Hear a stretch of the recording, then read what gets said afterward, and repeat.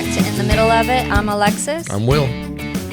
All right, so school starts this week, or next week. Yeah. And I usually have this stuff on calendars, and I'm always prepared, marking down the days and the schedule as it come in, the school supply list. And I just don't do that anymore. And the other day, someone's like, so are you ready for school? I'm like, yeah, we still got a few weeks left. And they're like, no, it starts like next week. And I think it's because they put the school supply stuff out so early. And I don't know. I can't tell Millie this, but it's like when I see it, I get that same like jittery feeling that she gets, probably because I got it as a kid. Right, you're right. Where you're just like, ew. Ew, summer's like they over. have the bus balloon up where you can get behind it at Kroger. It's like, who wants to do that? Like these kids are not ready to go. No. Some of them might be. I'll be fair. Anyway, that was just my thought for the day, because realizing that school's coming up, it's like, okay, let's move in fast speed here, because Savannah's in college. I don't have to really do anything with her. Well, and the tough part is too, like when we were kids, summer was, a full 3 months. Yeah, And it seems like true. it just like blows by now. But they do get those breaks. Yeah, they get the breaks, but like summer, we would have almost all of August. They're starting, August 2nd?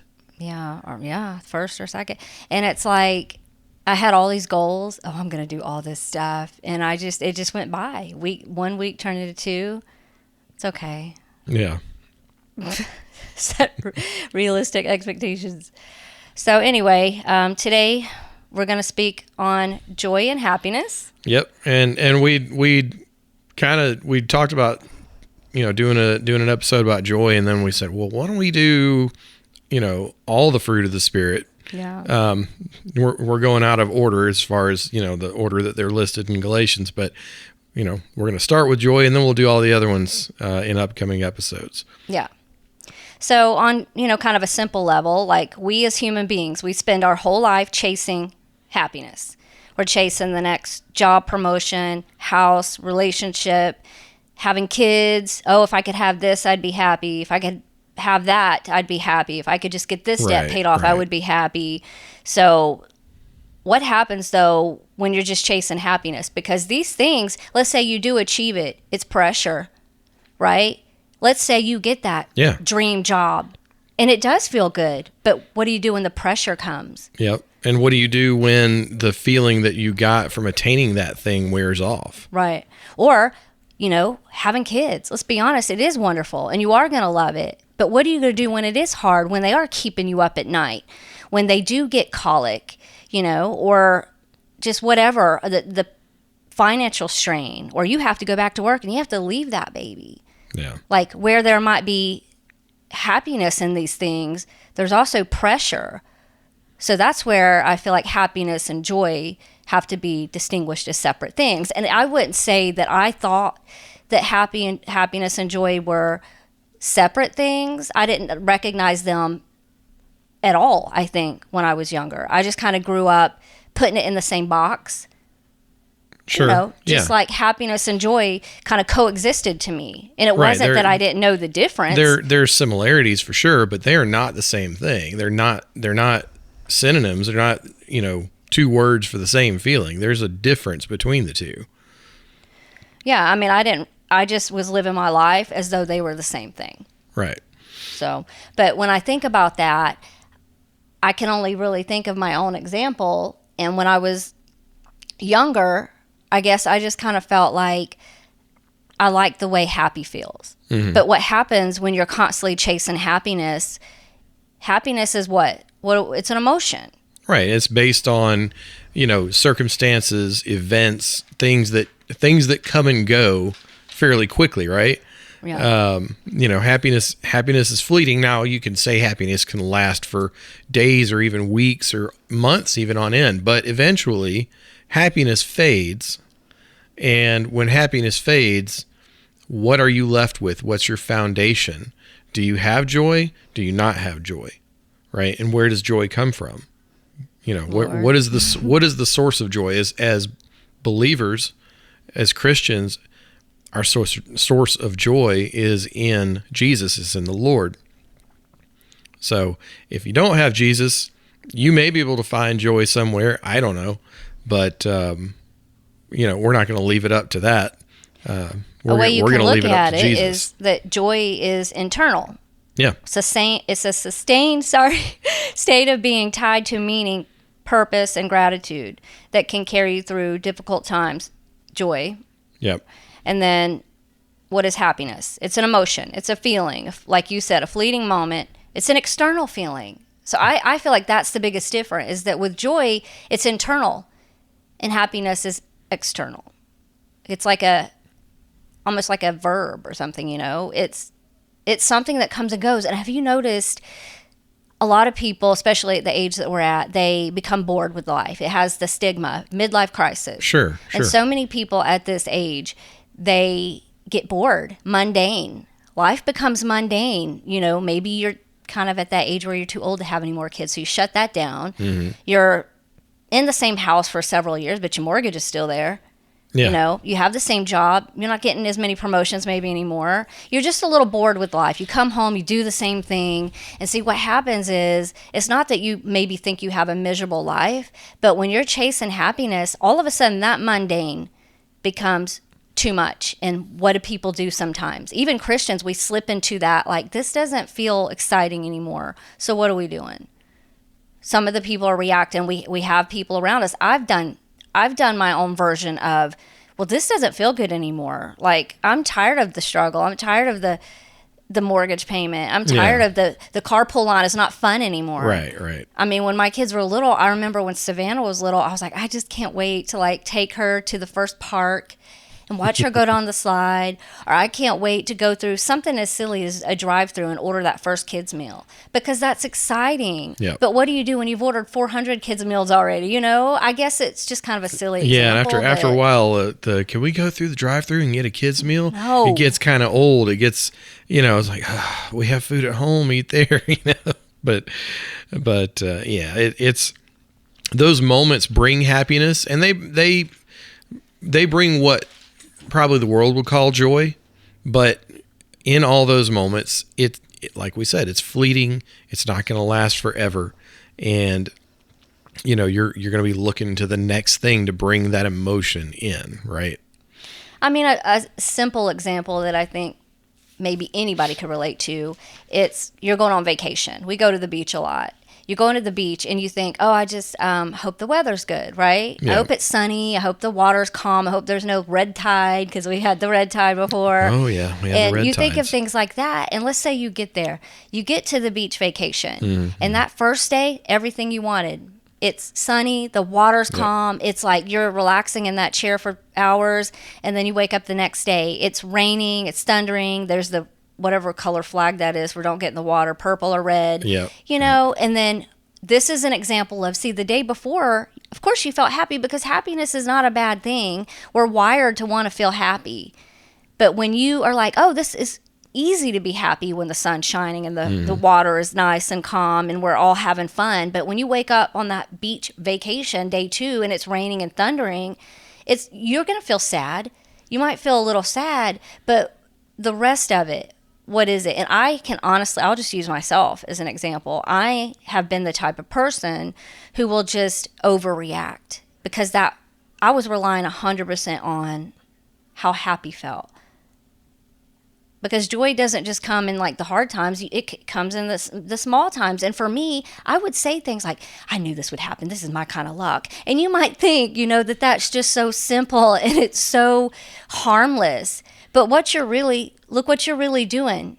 What we talked about that on the last one. You're feeding your mind and your head full of this negativity, and then you're starting to feel worse as you do You're it. speaking out the negativity, you're hearing the negativity, and then reinforcing that, in your mind. So, and this brings me back to what we talked about a few weeks ago in Philippians 4:8, and I'm going to paraphrase this a lot, but basically the gist of Philippians 4:8 is think about good things. If anything's worth thinking about that's good, think about it, right? Yeah. If you put your mind to good things, that's a way of practicing joy. And joy is something that you do have to practice, right? It's not something that just happens without a little bit of work on our end, right? We have to put our minds to good things, put our minds not to happiness, but to joy. Because, like we said, joy can be there even in times when you're feeling down. You can be sad and still be in joy, right? Yeah. You can have a deep-seated joy, but still experience times of sadness. Let's say you have a family member pass away, right? Yeah. And if you have deep-seated joy, yes, you're going to be sad in that time, but an underlying feeling of joy is going to carry you through. Whereas if you don't have that base, that sadness could lead you to a depression. Yeah. And on the other side of that, we talk about joy, and I don't know that depression is necessarily the opposite of joy, but I feel like, and you can maybe tell me if this is right or wrong, but maybe it's difficult for depression and joy to occupy the same space. Yeah. But you can find happiness, moments of happiness in depression, right? Right? Because I would go through some depression sometimes, and you'd be like, let's just take this quick road trip or something. And I'll be like, oh, I would like, yes, this is taking my mind off it. But then I'd come back and, it's back. The feelings of depression or, what you feel when you're depressed. Right. It doesn't go away. It didn't solve the depression. It just kind of put a little sugar coat on it for a little while. Or like you used to do, tell me about you get so excited coming to the holidays. Yeah. Because you would want that feeling to carry you through. Talk about that. Talk about how that looks different with joy and without joy. Well, there's nothing wrong with loving Christmas. I love Christmas. I still do. Sure. But the thing is, for me, and I didn't really recognize it as a bad thing, but it kind of was, because it would be May and I was already like preparing for Christmas, because to me, it's like, I just like the way that season feels. Like everyone kind of is nice, or usually we are spending money we shouldn't spend, and we're not feeling as guilty, and we're decorating our house in these horrible colors, and it's cool and it looks great, but it looks bad. It's just, there's just not as much pressure. And so come May, I'm like, I'm ready to start thinking about that already. And in one hand, you might think, well, there's nothing wrong with that. Oh, we do Christmas in July and we celebrate that. But what was happening for me was like, maybe spring's hard, because spring in business for us was a lot of pressure, because you have like taxes and books turning over and audits. And it's like, I don't like the way this feels. So yeah. I'm going to crank up the Christmas music. And where some people might say, oh, that's cute, I do that too. Well, I can only speak for myself. I needed to do that because I was like, this stuff that's heavy and this pressure that's happening over here, if I crank up that Christmas music, it'll take me to December. It kind of glosses over the stress that you're under at that moment, right? Yeah, and it can easily get disguised as, well, there's nothing wrong with that, because maybe there's not. But when it starts being like, this is what I'm depending on, because I also think that's how I fell into alcohol dependency. I was tired of the feeling of pressure of life, the mundane, the coming home and how predictable it was going to be, that the schedule was going to be this way, and make dinner, and you're going to go to the shop. And it was part of that struggle. Like the underbelly of it was that I didn't have joy. And, well, this feels bad. So instead of running and praying or getting on my knees, like I just would always search for an external happiness, something that would feel good in that moment. And I'm ashamed and embarrassed to admit that, but it was kind of something I was doing without really giving it the recognition that I should have to change it, if that makes sense. Yeah, it does. It does. So what changed? What made you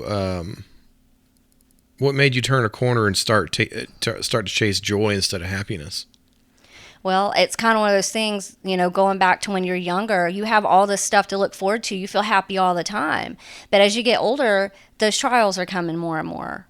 And then they get heavier and heavier. And I would pray and I would turn to God and I would surrender. And it would feel good. What God was giving me was joy, but in the moment, it might just kind of sound a little ignorant. I had joy, I just wasn't recognizing it as joy. Mm-hmm. So if I knew it was joy and I knew how to hang on to it as so, I could separate it from happiness. But what would happen is I'm like, God is changing me in this moment because I'm seeking Him and I'm praying and I'm surrendering.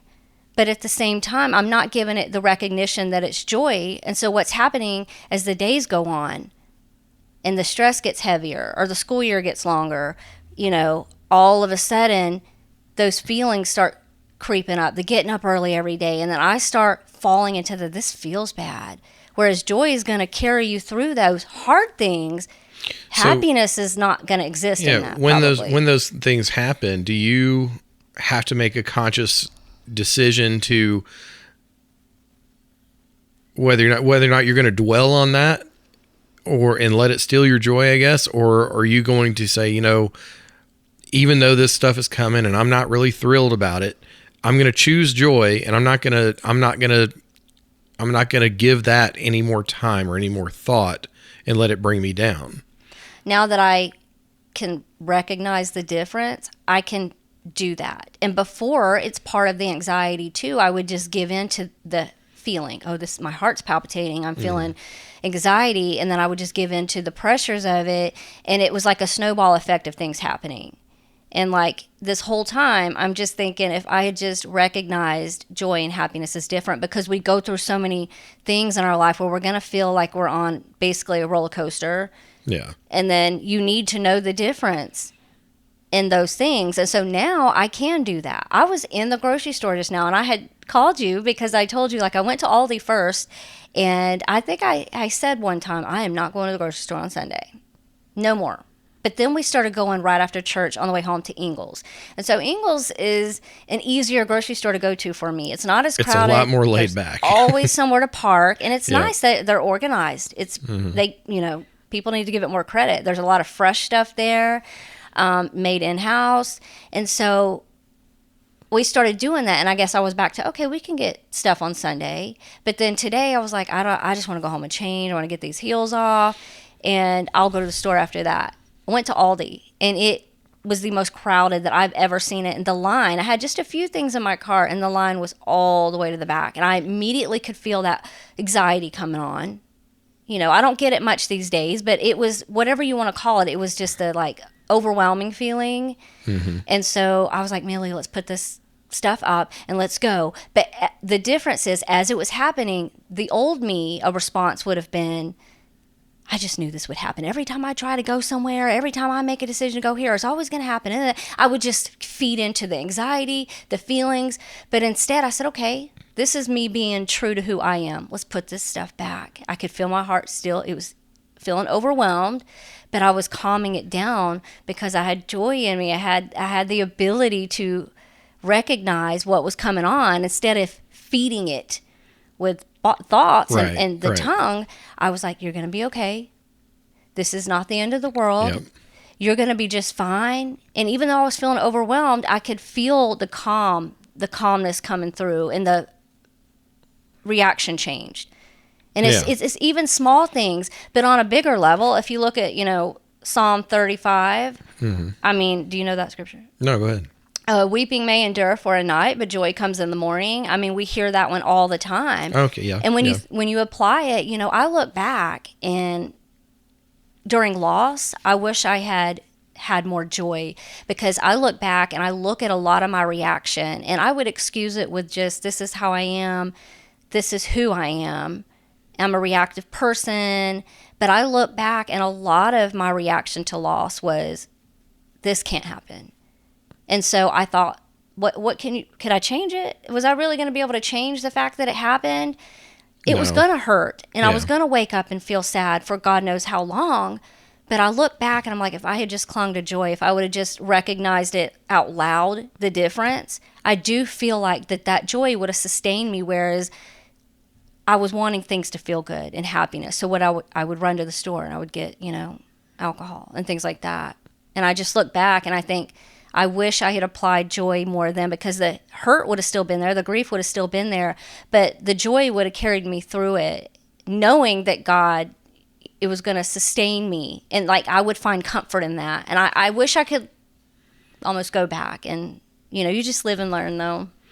Well, yeah, I mean, you absolutely, you don't necessarily know all this stuff from the get-go, and you have to learn it. I mean, was there a point though at which, I guess, moving from not having joy to having it, was it like a switch flipped, or was it gradual? Gradual. Yeah. Yeah. So because so much, I told you recently, I said, I'm just so exhausted. I got to a point where I said, I don't know. I used to always pray specifically for things, but I got to a point where I was like, God, I just simply don't know what this is, how to fix this. So what I did is I just started praying, you know what it is. You created me. You made me. You made me unique and perfect in your image. So help me understand what this is so that I have the ability to work on it and recognize it. And when you pray that, I do feel like He will help you see the things that you struggle with. But if you think you know everything and you're just praying for specific things, then you may miss it for a long time. But I got to the point where I was like, things are changing, improvements are happening, but there's still this underlying thing that I keep struggling with that I want to know what it is. And it just got heavier and heavier. And I feel like this is maybe even embarrassing, but it's more recent that I'm like, joy. It seems so simple, and it seems like, how did I miss that? Right. That I am clinging to a feeling, an emotion, and it is controlling a lot of my reaction and a lot of my ability. I mean, you've seen me in times where any little thing gets set off, and I'm living in the feeling of that. Yeah. I'm not living, because joy is comfort in knowing that Jesus has us, and He's going to sustain us, and He's going to carry us. And if I had clung to that, it wouldn't matter what the situation was. I would allow that to carry me, and I'm feeling that now because I'm able to apply it.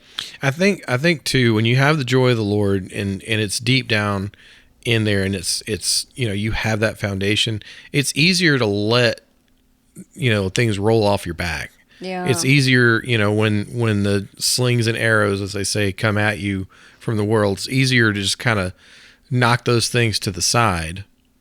It doesn't mean that they're any less inconvenient or bothersome when they come by, but I think it's how you process it, how you handle it, how do you react and deal with the aftermath of it. Yeah. And I can say that, as an observer, Yeah. I can definitely see a major change in the way that you react to things, because the things that come at us haven't changed, right? Yeah, no. They haven't changed. I mean, we're still in a lot of the struggle. A lot of the situations are the same as they have been, but watching you handle them differently, watching you react to them with a little more of a, oh, well, it is what it is, instead of letting it drag you down, has been encouraging to me. Oh, wow. Oh, it has. Because I mean, as somebody that I don't know, I guess I latched on to joy at a very young age. When I say at a young age in my Was walk you taught about joy though, No. or did you just kind of understood it? I mean, I didn't know about. You got to remember, I didn't come godly into. joy, Yeah, I didn't know Jesus till I was 17 years old, and I didn't really know about. Again, I was like you. As a kid, I probably thought joy and happiness, they're kind of the same thing, but as a young Christian, I did learn about the joy of the Lord, and I want to say I think Steve is the one that was teaching youth at the time. And Steve's my uncle, and he was our youth pastor. So and Steve, he would talk about the joy of the Lord, and I think he even talked about how joy and happiness aren't the same thing. Yeah. I do. I remember. Yeah. We were probably in that class together and didn't know each other yet, but no. But in any case, I mean, I kind of picked up on it from there, and I guess at that young age, late teens, really started thinking about it. And, I was at a point in life, I was like I said, 17, 18 years old. My parents divorced when I was 16. So, there was a lot of turmoil going on in my life at that point, and I was letting things maybe affect me and letting a lot of stuff bring me down. And I think when I heard about that, and I wish my memory was better and I could give a lot more detail, but when the difference between joy and happiness was explained to me, and I realized, oh, I don't have to necessarily, I won't say I was depressed, but I don't necessarily have to feel down all the time just because circumstances are bad. Yeah. You can feel sad, but you can have confidence in knowing that this is going to change. Right. And it, like I say, I latched onto it early, and I've carried that through, for what is now 30 years. it's not to say that things don't come along and try to steal your joy, right? Yeah, that's always. There's always stuff that's going to try to rob you of your joy. And that's just the world, and that's the enemy, and that's his goal. When you have the joy of the Lord, number one, Nehemiah 8:10. I think it was 8:10. I have that. I was about to say that. I was like, my thumb's on it. That wasn't planned. We don't necessarily compare notes. No, we before we sit down don't, because to do we this. want it to be authentic. But my thumb is on that. Yeah. I was going to say. Okay, it. well, I'll let you read it then. No, go ahead. Well, I only wrote a part of it, so Okay, you do the whole thing. I mean, I literally only, because it's on my phone, so I only wrote, the joy of the Lord is your strength. Okay, that's all I wrote. Okay, well, right. that's the gist. But yeah, Nehemiah 8:10, the joy of the Lord is our strength, and that's true. That's absolutely 100% true. If I did not have the joy of the Lord, there are a lot of times in the last 30 years that I would have been weak. I could have fallen. Not to say that I haven't stumbled and tripped, because I'm human and I have, but if I didn't have that underlying joy of the Lord, there's that strength that wouldn't have been with me through a lot of things. I'm about to say something that might have to get deleted. But like, there were times where when I was in the pits of what I would call my own hell, mm-hmm. I would feel like, why aren't you reacting to some of the things I'm doing? And it was almost like, I'm not an evil person. It was just, there was something in me that was like, is he narcissist, or doesn't have emotions? Because I'm hurting and I'm aching and I'm reaching all the time, and you're just like calm as can be most of the time. And I could see expressions in your face, but your reaction was always like steadfast. And it's not that I wanted you to be super reactive. I grew up with a lot of loudness in my life, and so I appreciate that. But it was hard for me. Maybe I was silently jealous because I wanted to be like you. I wanted to be able to have that reaction to life and not the way I was reacting. Right. Well, I'd say, definitely having joy maybe played a part in that. A lot of it too is, I did learn in my mid-teens, to build walls, and I've had a lot of those walls. That's the other part of Nehemiah, building walls. Yeah. Not the same. But I built a lot of walls around my heart, and it's been really hard to knock those down. So some of what carried me through that was joy, but that was definitely some trying times, and there were times I felt like I might lose that joy. It might get taken from me. It was right on the brink. Yeah. It never did. And I thank God for that, because had I lost it, who knows where we would have ended up. Yeah, there's no telling. But part of that too is like we talked about before, I had a lot of walls up. I still have a lot of walls up. The thing is we didn't recognize those because I guess I just took the spotlight for so long with my problems, and my issues. But then once we did, and this is where it's kind of a catch, because all of our marriages are going to go through trials. Mm-hmm. And a lot of people at this stage in marriage that we know, a lot of them have walked away. And some of them, I know there are circumstances, I'm not going to get too deep with this, but there are some people that have walked away from their marriage, and that could have been us. It could have been. That could have been us. Yeah. But what would that have solved? Is there really someone else out there that's not going to have these problems? Are we thinking that like mundane's not going to exist with someone else? Are we thinking that? And that comes back to chasing happiness, right? Yep.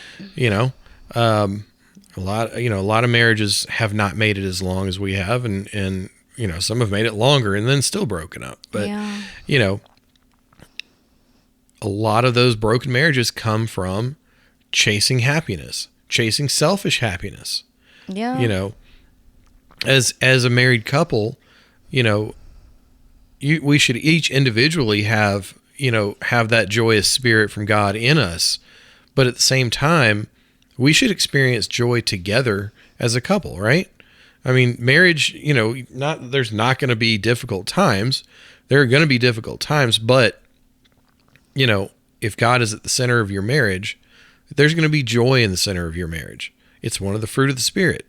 If the Spirit of God is in both of us and the Spirit of God is in our marriage, then joy is going to be a major building block and component of that marriage. Yeah. And if it's not, then instead of chasing and practicing joy, you're chasing happiness.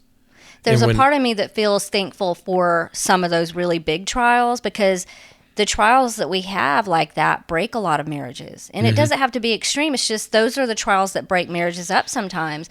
But for us, I look back and I'm like, it could have went that direction, but it went this direction. And like the strength that we built from that by staying, it's like on the other side of breaking those walls down and the exhaustion of what I felt like we were going through, where it was like, is it easier like just to maybe walk away? And it wasn't that we had a bad marriage, but it was like the circumstances and the pressures of life are building, and we were kind of like not on each other's team anymore.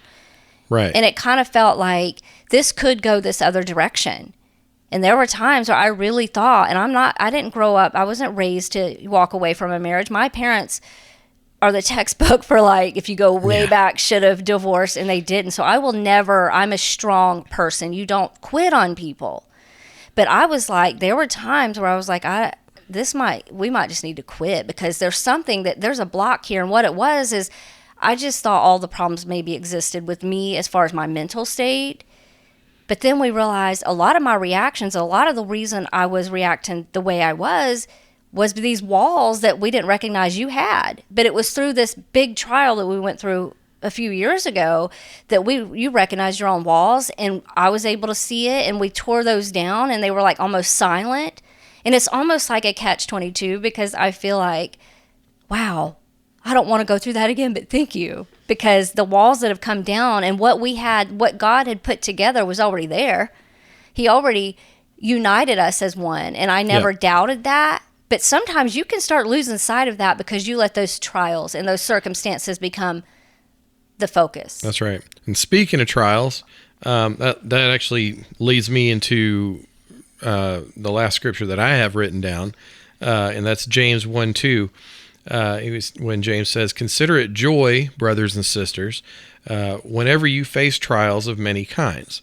Well, we've definitely faced trials of many kinds, and may not have considered it joy in the moment. Yeah. But looking back, I take joy in that, because without those trials, we wouldn't be where we are now. We wouldn't be sitting here doing this. No, we at definitely, all. I would have never thought like, oh, Will's not going to, he would never do this with me. Just stuff like that. Yeah. Walls of insecurity, walls of the pedestal that I had you on for so long. I didn't even realize that was a thing. Those things all kind of have come down. I didn't realize that I had you on a pedestal until like it was told to me by either a pastor I was seeing at the time or my counselor, either one. She was Christian too. So I was told that, and I was like, I would have not recognized that I was doing that. She's like, or he was like, whoever said it, as long as you have him on this pedestal, you're never going to feel like you're good enough. And then you might start seeking that in someone that makes you feel good enough. And you start learning things about yourself, and you could walk away. You could say, oh, this is too much. Or you could start recognizing these are kind of, in hindsight, these are minor things that once we recognize it, we can work on this and our marriage can survive. And the joy is there. We have joy underneath all this. We're letting life, and we're letting happiness moments, and oh, this just feels heavy. Let me just walk away from it. In those moments, if I would have given into it, this thing over here feels, I feel happy. Alcohol, I feel happy when I drink. All these things that were selling me something that was not when it wasn't it, you know? Well, I mean, in happiness, I mean, how many times do we just go on a little drive to the mountains or something just because maybe I'd see you were feeling down. Yeah. And we'd say, hey, let's get in the car. Let's just run up to the mountains and just take a little drive through it. And that would bring both of us a moment of happiness, right? Yeah.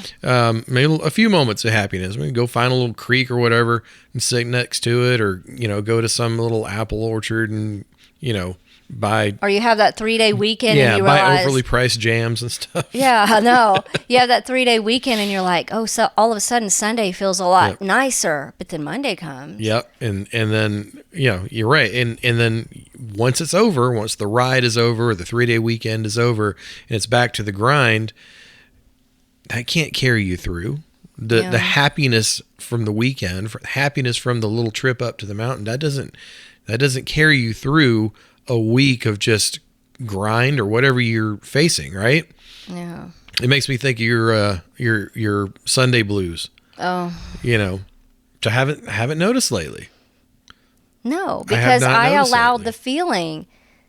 the weekend, you kind of like Christmas, you could put it on hold. Mm-hmm. You can pretend like it's Monday's not coming, but then Sunday reminds you that Monday's coming. Yeah, yeah, but I haven't noticed the Sunday blues in It's not to say they don't feel bad. a while. School's about to start. I'm not ready at all. Right. Millie doesn't have her supplies. She's in chorus, and I forgot to sign her back up for chorus or didn't know. And there's a lot of pressure in that.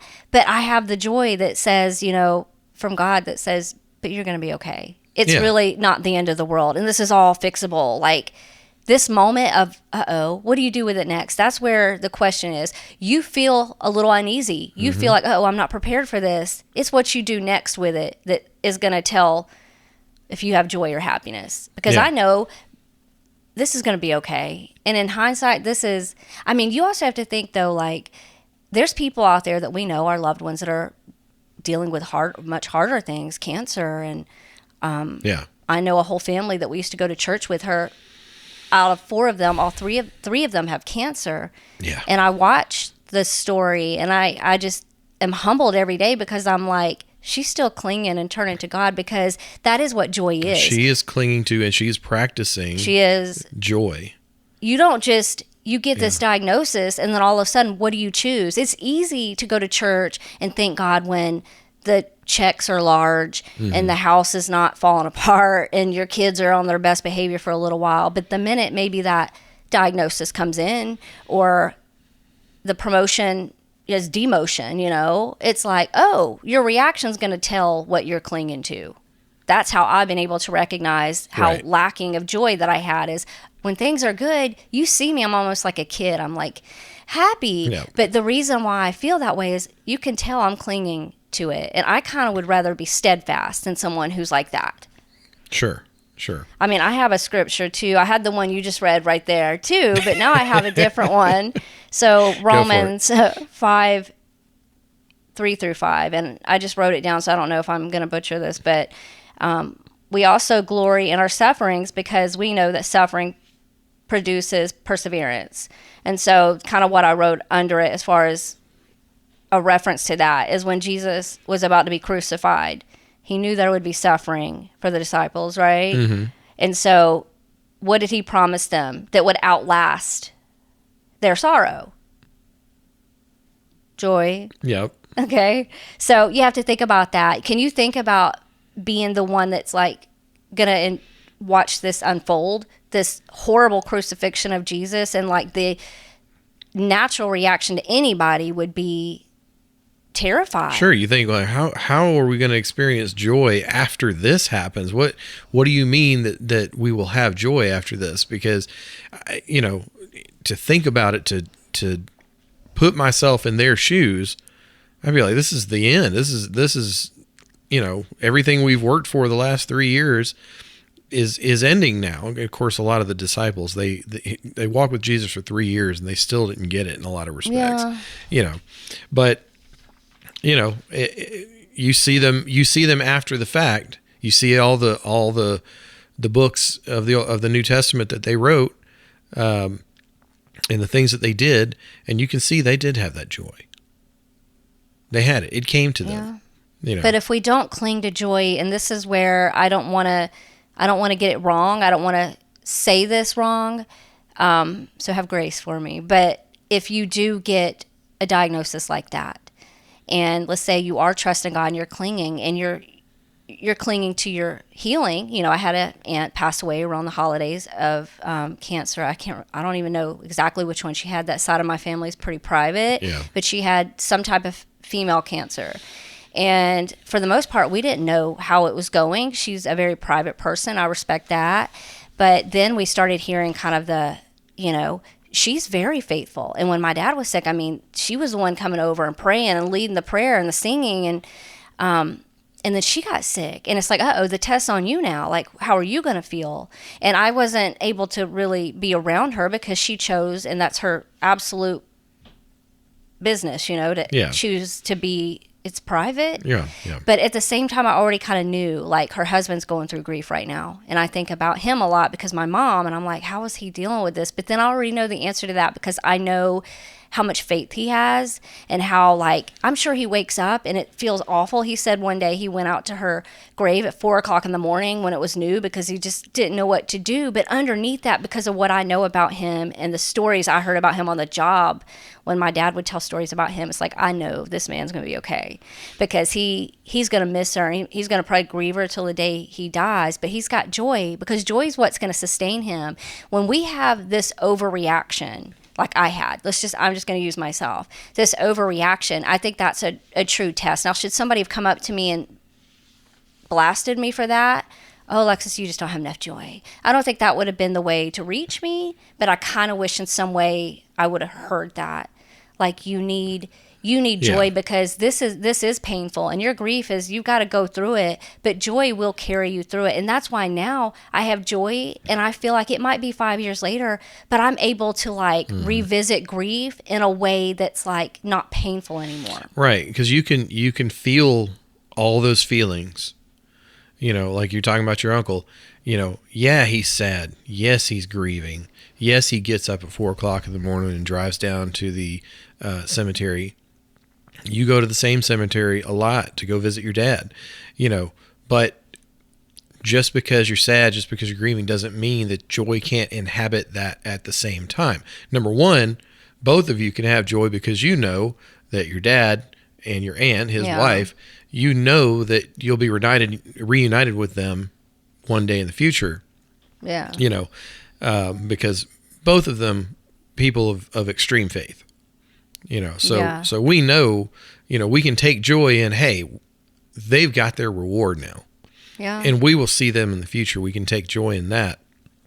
You can still be sad. You could see the difference in people who are hopeless. And what I mean by that, they've chosen hopelessness through not asking Jesus to be a part of their life. Right. So when they maybe get a diagnosis like that, it's kind of just, oh, well, I lived up, you know, maybe a decent life. I traveled, I had a good job, but, like, that's all they have to say. It's like, you think this is it? This stops here. This is the end of the sentence for you. Right. And you want to know that this is temporary. If you make it to 100, you're in the newspaper. 100 years is nothing in heaven. Eternity is what we should cling to. And I think because I cling to that now I can't sit here and say how I would react if I got diagnosed with something, you know, anything like that's just, you're going to have to live with this, or who knows what more. Right. But what I do hope through learning this and recognizing it and applying it is, I'm not going to just, now there is the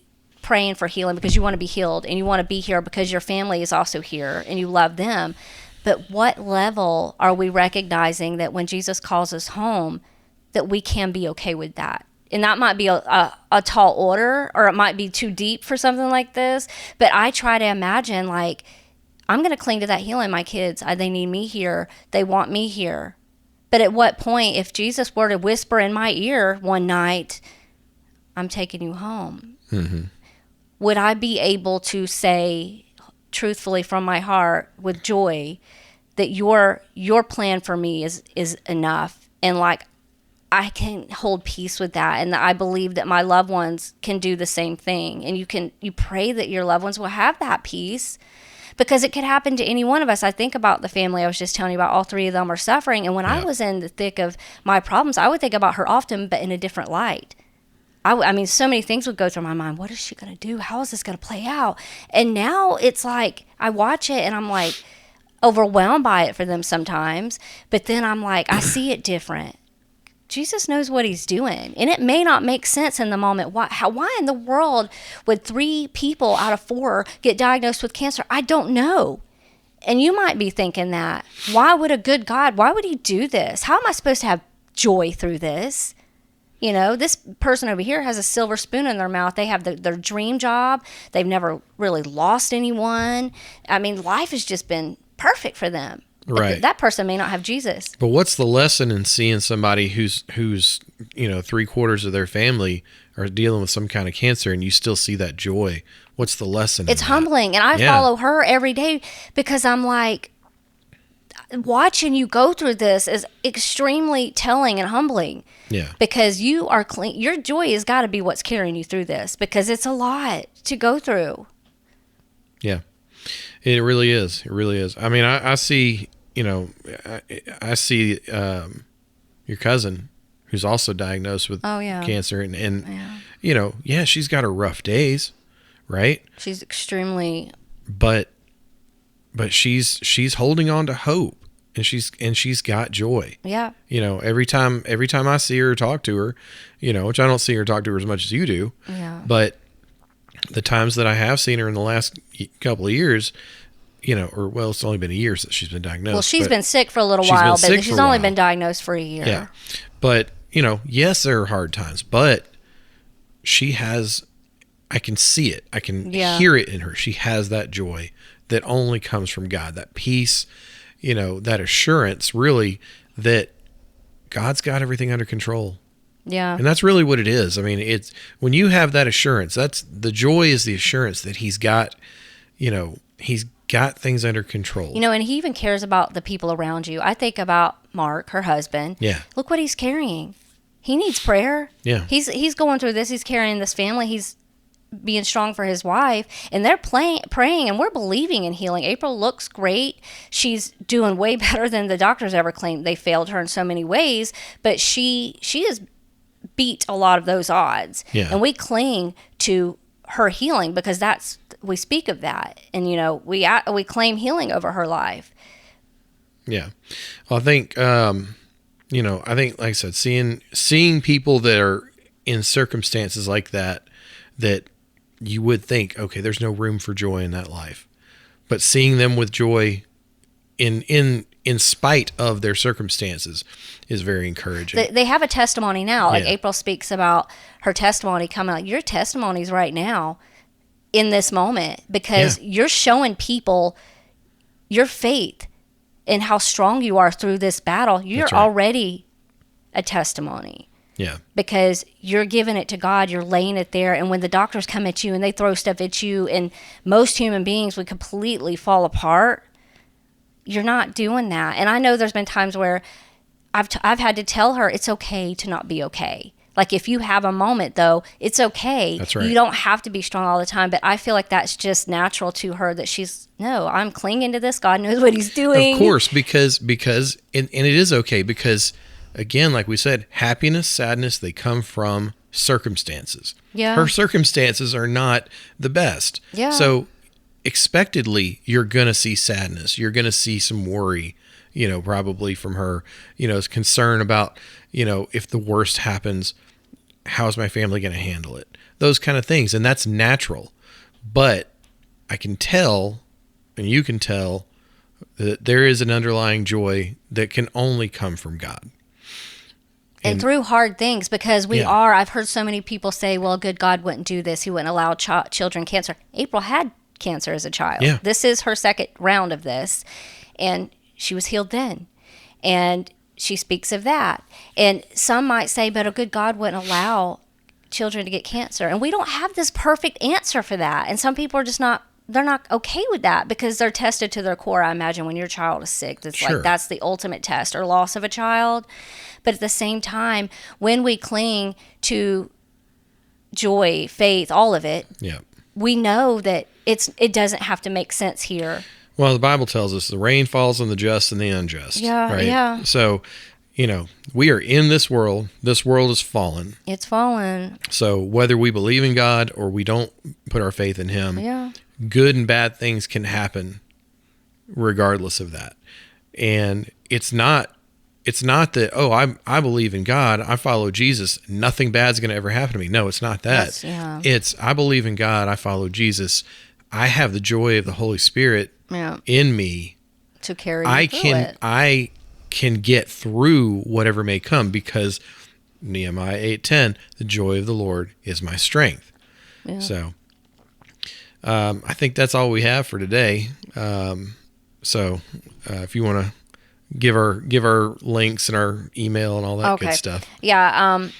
If you can take a moment just to follow us, we know that's like most people don't think about doing that, but it does help us know who's following, and it does kind of tell you of new episodes. You don't have to listen to them, but it will tell you, oh, Lexus and Will dropped a new episode, and it helps us know who is following. And we do want to hear from listeners. Like, I've actually met some people. Some of you, if you're listening to this one, you've reached out to me, and just so you know, it's very humbling, because something that you know that I struggle with is, what do people think about me doing this? Because I struggle with that about opinions. But I just feel like God is constantly whispering in my ear, like, I'm doing this for a reason, and there's good coming from it. And when I start doubting it, I suddenly get this message from someone that, like, I didn't see it that way. Thank you. And I don't glorify myself.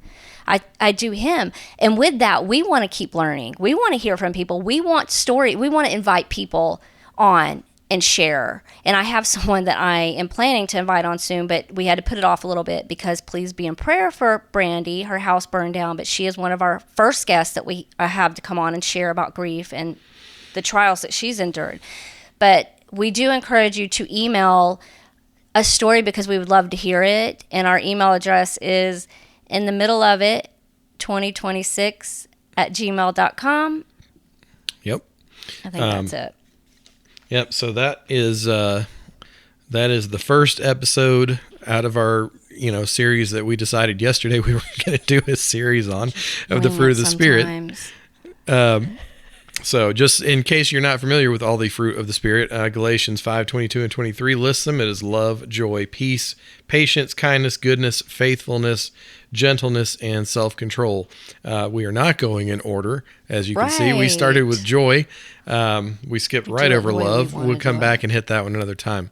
But we'll go ahead and close out in prayer. I'm the goofy one. I always cause the drama. Go ahead.